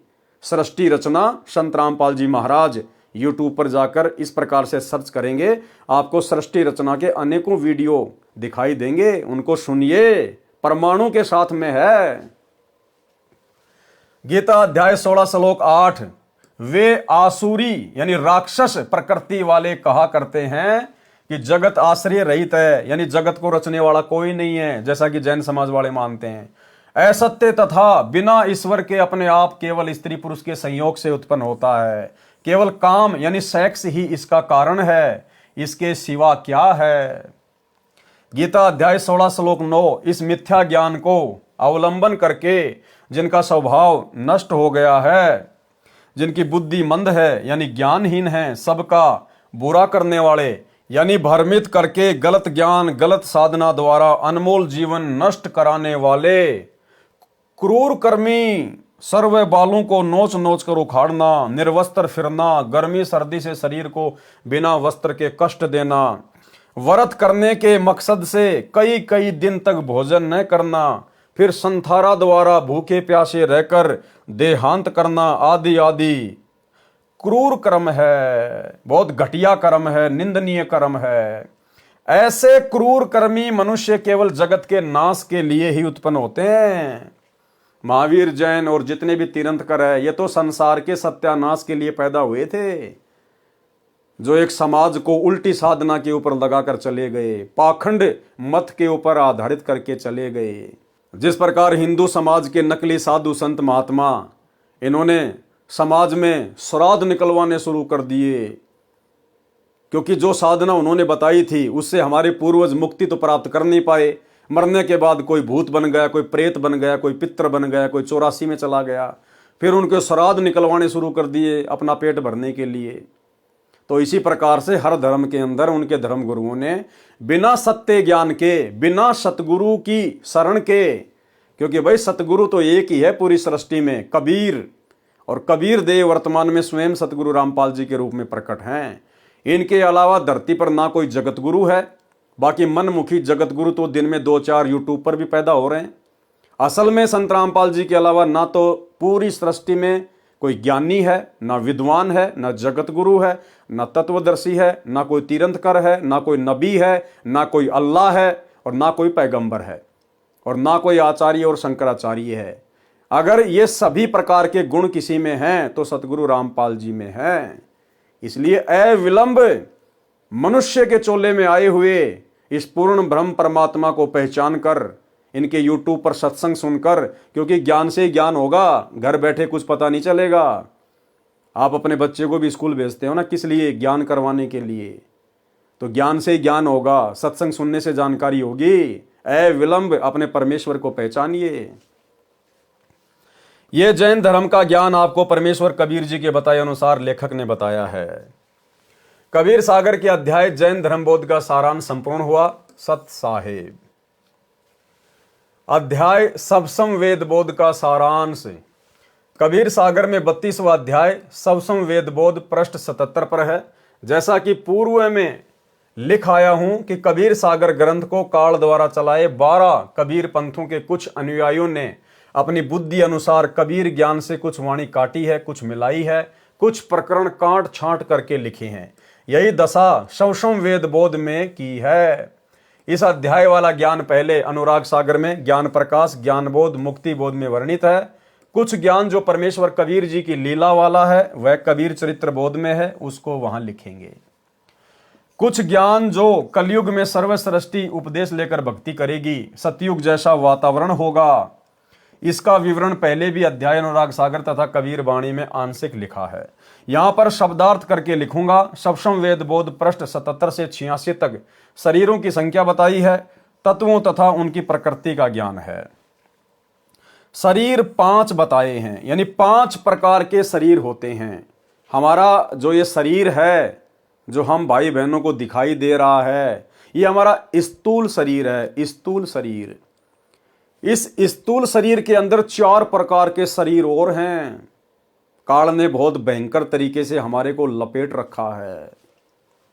शरीर 5 बताए हैं। नंबर 1 स्थूल शरीर, नंबर 2 इसके अंदर सूक्ष्म यानी लिंग शरीर है, नंबर 3 फिर उसके अंदर कारण शरीर है, नंबर 4 इसके अंदर महाकारण शरीर है, नंबर 5 इसके अंदर कैवल्य शरीर है। जीव के ऊपर इतने सुंदर शरीर यानी वस्त्र डाल रखे हैं। स्थूल शरीर जो हमारा ये शरीर है हाड़ मांस वाला, इसको कहते हैं स्थूल शरीर। इसके अंदर फिर एक सूक्ष्म शरीर है, ऐसा का ही ऐसा, लेकिन उसमें हाड़ मांस वगैरह कुछ भी नहीं है। उसके बाद में कारण शरीर, फिर महाकारण शरीर, फिर कैवल्य शरीर। ये 5 प्रकार के शरीर हमारे को प्रदान किए हुए हैं, इस आत्मा को ढक रखा है। सबसम वेद बोध पृष्ठ 86 से 90 का सारांश। इन पृष्ठों में प्रथम दीक्षा मंत्र बताए हैं। यथार्थ 5 नामों का ज्ञान। ओम श्रियम हरियम सोहम किलियम। ये 5 नाम गायत्री मंत्र के हैं जो प्रथम दीक्षा रूप में परमेश्वर कबीर जी प्रदान करते थे। शब्दों पे ध्यान देना, ये हैं वो 5 मंत्र जिनको कबीर परमात्मा लोगों को दिया करते थे, भक्तों को प्रदान किया करते थे। यानी वर्तमान में हमें गुरुदेव भगवान जो 7 मंत्र देते हैं गायत्री मंत्र में, आज से पहले गुरुदेव भगवान के अलावा किसी भी कबीर पंथ में या आज से पहले कबीर परमेश्वर जी ने किसी को भी 7 मंत्र नहीं दिए, केवल 5 मंत्र ही दिया करते थे जो प्रथम दीक्षा रूप में परमेश्वर कबीर जी प्रदान करते थे। जो चूड़ामणि जी को यही मंत्र परमेश्वर कबीर जी ने दिए थे। धर्मदास जी के पुत्र चूड़ामणि जी को, जिस चूड़ामणि जी को कबीर परमात्मा सतगुरु रामपाल जी ने उत्तराधिकारी बनाया था आगे नाम दीक्षा देने के लिए, उनको केवल 5 ही मंत्र दिए थे। धर्मदास को अधिकारी नहीं बनाया था, धर्मदास को आगे नाम दीक्षा देने का आदेश नहीं दिया परमात्मा ने। तो भाइयों और बहनों विचार करो, जो परमात्मा का अधिकारी था, उत्तराधिकारी था, जिसको परमात्मा आगे दीक्षा देने का आदेश दे रहे हैं, उस आत्मा को केवल 5 मंत्र ही दिए और आगे भी 5 मंत्र ही देने का आदेश दिया, सतनाम भी नहीं दिया। फिर भला धर्मदास को जो अधिकारी भी नहीं था, भला फिर उसको परमात्मा 7 मंत्र कैसे देते? धर्मदास को भला सार शब्द परमात्मा ने कैसे दिया होगा, जब चूड़ामणि को केवल 5 मंत्र की ही दीक्षा दी, ना सतनाम दिया, ना कोई सार नाम दिया, ना सार शब्द दिया। इसलिए भाइयों और बहनों, आज से पहले परमात्मा ने केवल एक उदाहरण के रूप में धर्मदास जी को पेश करके कि भाई ऐसे ऐसे 3 चरणों में दीक्षा दी जाती है। प्रथम बार में 7 मंत्र दिए जाते हैं, फिर सतनाम, फिर सारनाम, फिर सार शब्द। हम पिछली पीढ़ी वालों को विश्वास दिलाने के लिए कि कंप्लीट भक्ति का कोर्स ये है, विधि ये है, ऐसे इन 3 चरणों में दीक्षा दी जाती है, केवल हमारे विश्वास को दृढ़ करने के लिए परमात्मा ने धर्मदास जी को निमित्त बनाकर ये बातें कही थी। बाकी धर्मदास जी को परमात्मा ने सार नाम दिया नहीं, प्रथम मंत्र भी कंप्लीट नहीं दिया था धर्मदास जी को, क्योंकि जो उत्तराधिकारी था, जिसको परमात्मा ने उत्तराधिकारी बनाया, चूड़ामणि जी को, जब उनको ही खाली 5 मंत्र दिए थे, तो भला धर्मदास जी जो उत्तराधिकारी नहीं थे उनको कैसे पूरा कोर्स देंगे? जो चूड़ामणि जी को यही मंत्र परमेश्वर कबीर जी ने दिए थे तथा आगे इन्हीं को दीक्षा रूप में देने का आदेश दिया था। ये मंत्र शरीर में बने कमलों में विराजमान 5 देवी देवताओं के हैं। नंबर 1, मूल कमल में गणेश देव है, इनका किलियम जाप है। नंबर 2, अधिष्ठान यानी संत भाषा में स्वाद कमल में सावित्री ब्रह्मा जी है, इनका ओम नाम जाप है। नंबर 3, नाभि कमल में लक्ष्मी विष्णु जी हैं, इनका हरियम जाप है। नंबर 4, हृदय कमल में पार्वती शिव जी हैं, इनका सोहम जाप है। नंबर 5, कंठ कमल में देवी दुर्गा जी हैं, इनका श्रीयम जाप है। किसी भगत भाई बहनों को ये मंत्र सुनकर गलतफहमी ना हो जाए कि भाई मंत्र तो लिखे हुए हैं, क्यों ना हम इन मंत्रों को जाप करने लग जाएं। चाहे कोई संकल्प वाला भाई बहन हो या जो व्यक्ति अभी केवल संत रामपाल जी के सत्संग ही सुन रहा है, लेकिन मर्यादा ना निभाने की वजह से फिलहाल दीक्षा नहीं ले पा रहा, तो उनको लगे कि यार ये मंत्र तो लिखे हुए हैं, क्यों ना हम इन मंत्रों का जाप कर दें। चाहे सुबह से लेकर शाम तक पूरी जिंदगी जाप करते रहना, जब तक अधिकारी से आदेश लेकर, अधिकारी की आज्ञा लेकर और अधिकारी से ही ये मंत्र नहीं लोगे, तब तक ये मंत्र काम नहीं करते, उल्टा नुकसान करते हैं, उल्टा नुकसान। आप बिना किसी डॉक्टर के परामर्श के, बिना किसी डॉक्टर की सलाह के और केमिस्ट की दुकान में जाकर, मेडिकल की दुकान पर जाकर, जहां पर लाखों करोड़ों दवाइयां हैं, आप उनमें से कोई भी दवाई उठा के खाने लग जाओ कि ये तो दवाई तो है, और कहते हैं कि दवाई से रोग कटेगा। अरे भैया, कौन सा रोग कौन सी दवाई से कटेगा? उसके कोडवर्ड होते हैं, वो केवल वही बताएगा जो अधिकारी है, जो जानकार है। तो मनमुखी कोई भी भाई बहन इन मंत्रों का जाप ना करें। अगर संकल्प दीक्षा ले रखी है तो बाकी जो क्रिया हैं मंत्र जाप के अलावा, 3 समय की आरती करना, सत्संग सुनना, मर्यादा निभाना, केवल उन्हीं तक सीमित रहें। गुरुदेव ने बताया ध्यान से सत्संग सुनना भी मंत्र जाप करने में आता है, उतना ही लाभ मिलेगा जितना मंत्र जाप करने वाले को मिलता है। और यदि मर्यादा में नहीं है और मंत्र जाप कर रहा है, वो चाहे नाम उपदेशी हो चाहे संकल्प वाला हो, किसी प्रकार का कोई लाभ नहीं है।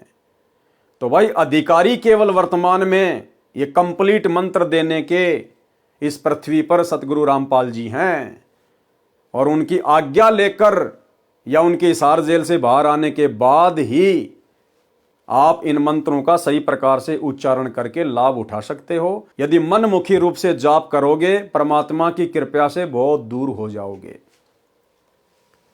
ये 5 नाम हैं जो प्रथम दीक्षा रूप में परमेश्वर कबीर जी दिया करते थे। ये तो केवल भाई बहनों को विश्वास दिलाने के लिए कि जो मंत्र 650 साल पहले कबीर जी दिया करते थे, वही मंत्र वर्तमान में दिए जा रहे हैं संत रामपाल जी के पंथ में, ताकि लोगों को विश्वास हो, क्योंकि ये मंत्र सारे के सारे कबीर सागर में लिखे हुए हैं। गुरुदेव भगवान ने हमें कई बार सत्संगों में दिखाया है। ये 5 नाम है जो प्रथम दीक्षा रूप में परमेश्वर कबीर जी दिया करते थे। इन्हीं मंत्रों का संकेत श्री नानक देव साहिब जी ने अपनी अमृतवाणी में दिया है। एक पुस्तक जो गुरु अमरदास जी द्वारा तेय ताप की कथा में लिखे हैं, बाद में इनको देवी देवताओं के मंत्र पूजा जानकर त्याग दिया गया। यही समस्या धर्मदास जी की 6ठी पीढ़ी वाले के सामने टकसारी पंथ वाले, काल वाले कबीर पंथ के 5वें ने पैदा करके ये वास्तविक मंत्र छुड़वा दिए थे, जो नकली 5 नाम आदि नाम, अजर नाम, अमर नाम, पाताले सप्त सिंधु नाम आदि आदि, जो अध्याय सुमरण बोध पृष्ठ 22 पर अंकित है, दीक्षा में देने लगे।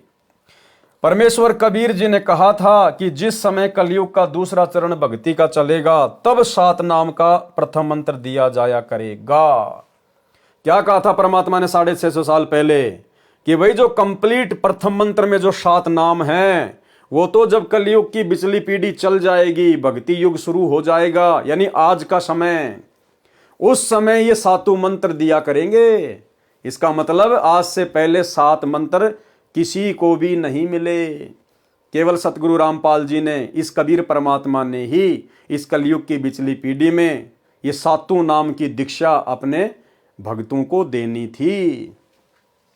परमेश्वर कबीर जी ने कहा था कि जिस समय कलयुग का दूसरा चरण भक्ति का चलेगा, तब 7 नाम का प्रथम मंत्र दिया जाया करेगा और शतनाम तथा सार नाम देकर सर्व उपदेशियों को मुक्त करेंगे। जो मर्यादा में रहेंगे अंत तक वे मुक्त होंगे, बकवाद करने वाले नहीं, इन आश्रमों से जुड़कर राजनीति करने वाले नहीं, स्टेडियम बनाने वाले नहीं, हॉस्पिटल बनाने वाले नहीं, जाट भवन बनवाने वाले नहीं, हिंदुओं के साथ मिलकर मुसलमानों का विरोध करने वाले नहीं, धनाना आश्रम में तरह तरह के पाखंड शुरू करने वाले नहीं, धनाना गांव वालों के लिए बस चलाकर, एम्बुलेंस चलाकर, रोडे बनवाकर चापलूसी करने वाले नहीं, गंदी राजनीति करने वाले नहीं, रक्तदान दे दान में पड़े हुए लोग नहीं। वही पार होगा जो अंत तक मर्यादा में रहेगा और अपनी भक्ति सफल करेगा। जो 13वां कबीर पंथ चलेगा, तब संपूर्ण मंत्र उपदेशी को दिए जाएंगे। अब देखो, संपूर्ण मंत्र यानी प्रथम मंत्र, फिर दूसरा सतनाम, तीसरा सारनाम और चौथी अवस्था में सार शब्द, ये कब दिए जाएंगे? जब 13वां कबीर पंथ चलेगा, तब संपूर्ण मंत्र उपदेशी को दिए जाएंगे। अब तक मूल ज्ञान तथा मूल शब्द यानी सार शब्द छुपा के रखना था। तो बताओ, धर्मदास जी को कब दे दिया, किसने दे दिया? गुरुदेव जो बार बार कहते हैं ना कि धर्मदास को सार शब्द दिया, सार नाम दिया, परमात्मा ने नकली बंदूक पकड़ा रखी थी, क्योंकि परमात्मा ने यह प्रमाणित करना था कि बिचली पीढ़ी वालों को विश्वास हो जाए कि हाँ, किस प्रकार से दीक्षा दी जाती है, क्या क्या वो मंत्र हैं, कितने चरणों में दीक्षा दी जाती है। केवल एक प्रमाण के रूप में परमेश्वर ने धर्मदास जी को नकली बंदूक पकड़ाई थी। जब 13वां कबीर पंथ चलेगा, तब संपूर्ण मंत्र उपदेशी को दिए जाएंगे। तो भाई 13वां कबीर पंथ तो सन 1994 से सतगुरु रामपाल जी ने चलाया है, अब मिल रहा है वो कोर्स। तब संपूर्ण मंत्र उपदेशी को दिए जाएंगे। अब तक मूल ज्ञान तथा मूल शब्द यानी सार शब्द छुपा कर रखना था। प्रमाण कबीर बाणी अध्याय में पृष्ठ 137 पर तथा अध्याय जीव धर्म बोध पृष्ठ 1937 पर कहा है, धर्मदास तो है लाख दुहाई, सार शब्द बाहर नहीं जाई। सार शब्द बाहर जो परी है, बिचली पीढ़ी हंस नहीं तरी है। युगन युगन तुम सेवा कीनी, ता पीछे हम इहा पग दीनी। कोटि जन्म भक्ति जब कीन्या, सार शब्द तभी मैं दीन्या। अंकुरी जीव होए जो कोई, सार शब्द का अधिकारी होई। सत्य कबीर प्रमाण बखाना, ऐसे कठिन है पद निर्वाणा। इतनी आसानी से ये मंत्र नहीं मिलेगा, सार नाम सार शब्द। जो अंकुरी हंस होगा, अंकुरी भगत होगा, केवल उसी के ऊपर दया होगी। गुरु को मानुष मानने वाले, दाढ़ी मूछ वाले, नकली कबीर को भगवान मानकर जून के महीने में कबीर प्रकट दिवस मनाने वाले, गुरु का 8 सितंबर के दिन अवतरण दिवस के नाम पर जन्मदिन मनाने वाले, गंदी राजनीति करने वाले, स्टेडियम बनाने वाले हैं, तरह तरह के पाखंड करने वाले, वे अंकुरी हंस नहीं है, वे उस शब्द के अधिकारी नहीं है। यह वाणी जीव धर्म बोध पृष्ठ 1937 पर लिखी है। कबीर वाणी अध्याय में पृष्ठ 137 983 पर, धर्मदास मेरी लाख दुहाई, मूल शब्द बाहर ना जाई। पवित्र ज्ञान तुम जग में बाखो, मूल ज्ञान तुम गुप्त ही राखो। मूल ज्ञान जो बाहर पर ही, बिचली पीढ़ी हंस नहीं तरही। 33 अरब ज्ञान हम भाख्या, मूल ज्ञान गुप्त हम राख्या। कि हमने और हर प्रकार का ज्ञान दिया, 33 अरब वाणियां हमने बोली, लेकिन जो मोक्ष वाला ज्ञान है, जो मोक्ष वाली वाणियां हैं, जो मोक्ष मंत्र है, उनको हमने छुपा के रखा, गुप्त रखा। वो तो केवल सारा का सारा खजाना वर्तमान में बिचली पीढ़ी में खोलना था। 33 अरब ज्ञान हम भाख्या, मूल ज्ञान गुप्त ही राख्या। मूल ज्ञान तुम तब लग छिपाई, जब लग 12 पंथ ना मिट जाई। उपरोक्त अमृतवाणी के प्रमाण से स्पष्ट हुआ कि मूल ज्ञान यानी तत्व ज्ञान तथा सार शब्द अब छुपा कर रखना था। इसी पृष्ठ 137 983 कबीर वाणी में यह भी लिखा है, 12वें पंथ प्रगट होए वाणी, शब्द हमारे की निर्णय ठानी। यानी गरीबदास जी के 12वें पंथ में तो केवल परमात्मा की महिमा की वाणियां ही गाई जाएंगी। अस्थिर गरम का मर्म न पावे, ये 12 पंथ हम ही को ध्यावे। कबीर जी की वाणियों को आधार बनाकर 12वां पंथ भक्ति करेगा, लेकिन वास्तविक ज्ञान और वास्तविक मंत्र उन भक्तों को ना मिलने के कारण वो अस्थिर घर यानी सतलोक को प्राप्त नहीं कर पाएंगे। और 12वें पंथ हम ही चलावें। फिर कबीर परमात्मा ने कहा कि आगे चलकर 12वें पंथ में मैं खुद ही आऊंगा। और 17 फरवरी 1988 को सतगुरु रामपाल जी के रूप में कबीर परमात्मा 12वें पंथ में प्रवेश कर गए। आदरणीय राम देवानंद जी को, जिसे हम अपना दादा गुरु कहते हैं, गुरुदेव भगवान ने उनको अपना मुंह बोला गुरु बनाया लोक दिखावे में। जैसे 650 साल पहले कबीर परमेश्वर जी ने पंडित रामानंद जी को अपना मुंह बोला गुरु बनाया था। तो 1988 में सतगुरु रामपाल जी ने 12वें पंथ में प्रवेश किया। 12वें पंथ हम ही चलावें, सब पंथ मिटाकर एक पंथ चलावें।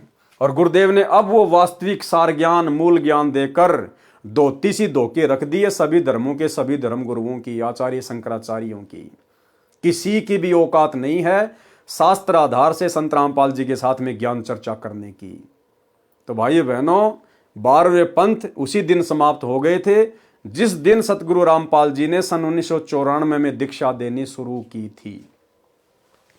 भावार्थ, 12वां पंथ संत गरीबदास जी का है। प्रमाण कबीर सागर में कबीर चरित्र बोध के पृष्ठ 1870 पर संत गरीबदास जी का जन्म विक्रमी संवत 1774 में सन 1717 में गांव छुडानी में हुआ। फिर उनका पंथ चला। सन 1988 में मुझदास का आध्यात्मिक जन्म संत गरीबदास जी यानी 12वें पंथ में हुआ। अर्थात स्वामी राम देवानंद जी गरीबदास ये संत से मुझे यानी मुझ रामपाल दास को 17 फरवरी 1988 को दीक्षा प्राप्त हुई। अब तक मूल ज्ञान यानी तत्व ज्ञान तथा सार शब्द मूल शब्द छुपा कर रखना था। अब देखो भाई और बहनों, क्या है ऊपरवाणी कि 12वें पंथ हम ही चलावें। धर्मदास जी के माध्यम से कबीर परमात्मा ने 650 साल पहले लिखाया था कि 12वें पंथ में हम ही चलावें, यानी मैं कबीर खुद ही चल के आऊंगा। अब वो कबीर खुद चल के कब आया 12वें पंथ में? 17 फरवरी 1988 को दीक्षा प्राप्त हुई। अब तक मूल ज्ञान यानी तत्व ज्ञान तथा सार शब्द मूल शब्द छुपाकर रखना था। इससे सिद्ध है कि संत धर्मदास जी के पीढ़ी वालों के पास न तो तत्व ज्ञान था और न ही सार शब्द। ये दशा सभी कबीर पंथियों की है। अब जो नया 13वां पंथ चल रहा है, सभी नाम तथा तत्व ज्ञान सार्वजनिक किया जाएगा, यानी सभी को दिए जाएंगे। 7 नाम दिए जाएंगे, 7 नाम दिए जाएंगे। इसका मतलब आज से पहले 7 नाम किसी को नहीं दिए। 7 नाम तथा 5 नामों का प्रमाण कबीर सागर में ज्ञान स्थिति बोध पृष्ठ 85 तथा पृष्ठ 86 पर है। पृष्ठ 85 पर क्या लिखा है? मूल शब्द गुप्त है सारा। वो मूल शब्द, प्रथम मंत्र भी मूल शब्द है, सतनाम भी मूल शब्द है और सार नाम भी मूल शब्द है। क्योंकि सतनाम का मतलब होता है सच्चा नाम, तो प्रथम मंत्र भी देवी देवताओं का सच्चा नाम है और सतनाम जो 2 अक्षर का है वो तो है ही सतनाम, और जो सार नाम है वो भी सतनाम है, सच्चा नाम है। सतनाम का मतलब सच्चा नाम। तो मूल शब्द गुप्त है सारा, बिरले पावे शब्द हमारा। कोई बिरले भगत होंगे, कोई बिरला ही आत्माएं होंगी जो इस कलयुग की बिचली पीढ़ी में वो कंप्लीट कोर्स भक्ति का अपने सतगुरु से प्राप्त करेंगी। और बिरले कौन होंगे भाई और बहनों? क्योंकि एक ही गलती रही हमारी आज से पहले, हमें अनंत बार ये कबीर परमात्मा मिला, हमें अपनी शरण में लिया, भक्ति दी, लेकिन एक कमी के कारण हम लोग सतलोक नहीं जा पाए।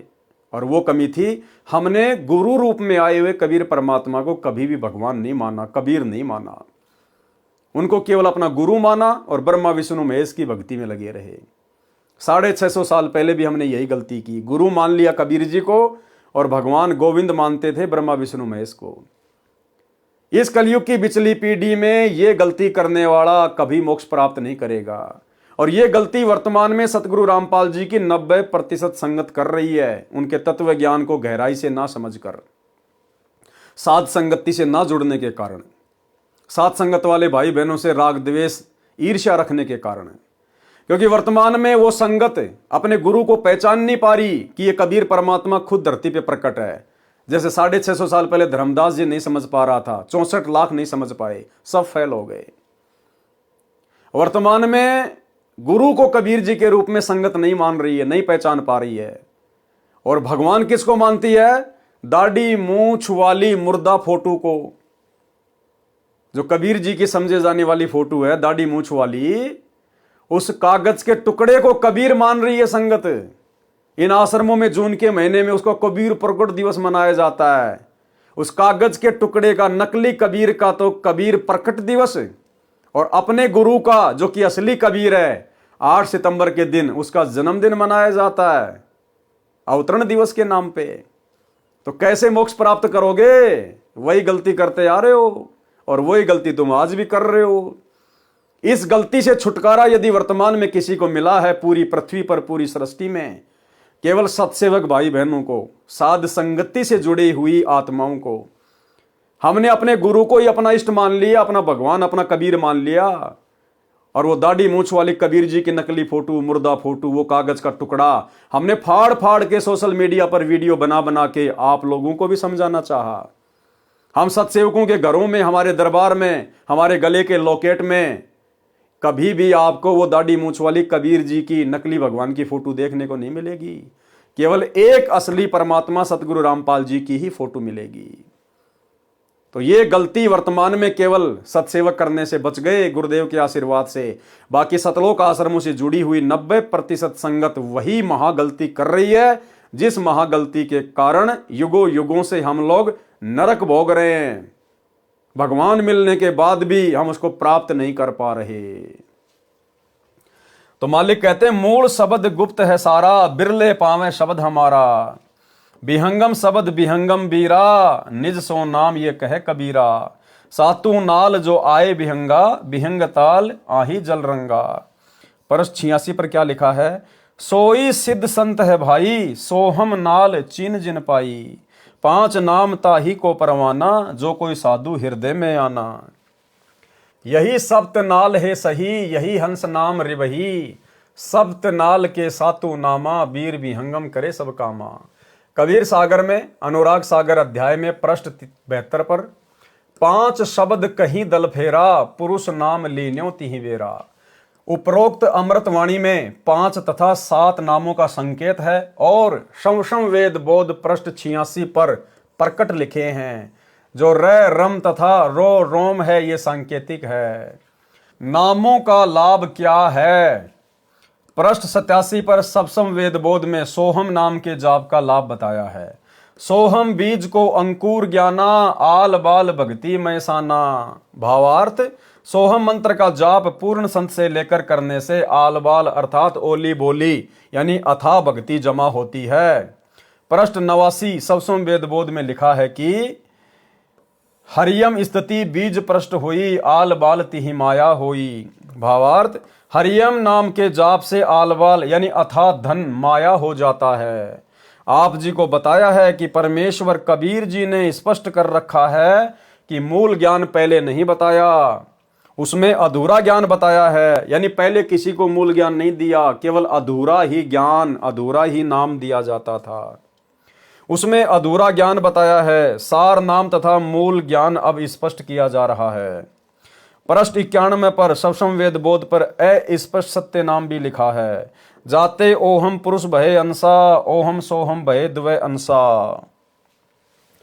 पृष्ठ 92 से 107 तक सृष्टि रचना का अधूरा ज्ञान है। सृष्टि रचना का संपूर्ण ज्ञान पढ़ें इसी पुस्तक कबीर सागर का सरलार्थ के सारांश में, पेज नंबर 603 से 670 पर, जो कि आगे आएंगे वीडियो। पृष्ठ 105 106 पर बताया है कि जीव जिस योनि से मानव शरीर प्राप्त करता है उसका कैसा स्वभाव होता है, इसको पहले बताया जा चुका है। सप्तम वेद बोध पृष्ठ 108 तथा 110 पर काल जाल बताया है कि काल कैसे तीनों देवताओं से अपनी सृष्टि को चलवा रहा है, यह पहले के अध्याय में वर्णन हो चुका है। सप्तम वेद बोध पृष्ठ 111 पर तपतशिला पर जीवों से वार्ता। तो भाई और बहनों, आज के वीडियो में गुरुदेव भगवान के आशीर्वाद से केवल इतना ही। कल रात्रि 8 बजे दास के Facebook page Pawan Das is live के ऊपर जो लाइव वीडियो चलेगा वो फिर यहां से शुरू होगा कि तपतशिला पर परमेश्वर की जीवों के साथ में वार्ता, काल के साथ में वार्ता। तो भाई और बहनों, गुरुदेव भगवान के आशीर्वाद से आप और हम सभी भगत भाई बहनों ने इस भक्ति काल में, जिस समय काल का बुरी तरह से पहरा है। काल ने आश्रमों से जुड़ी हुई संगत को जबरदस्त तरीके से अपनी जंजीरों में बांध रखा है। किसी भी भगत भाई बहन की बुद्धि को ओपन नहीं होने दे रहा है। दिन रात प्रयास करके गुरुदेव भगवान समझा रहे हैं। हिसार जेल में बैठकर भी 1-1 घंटे के सत्संग हर सप्ताह दे रहे हैं।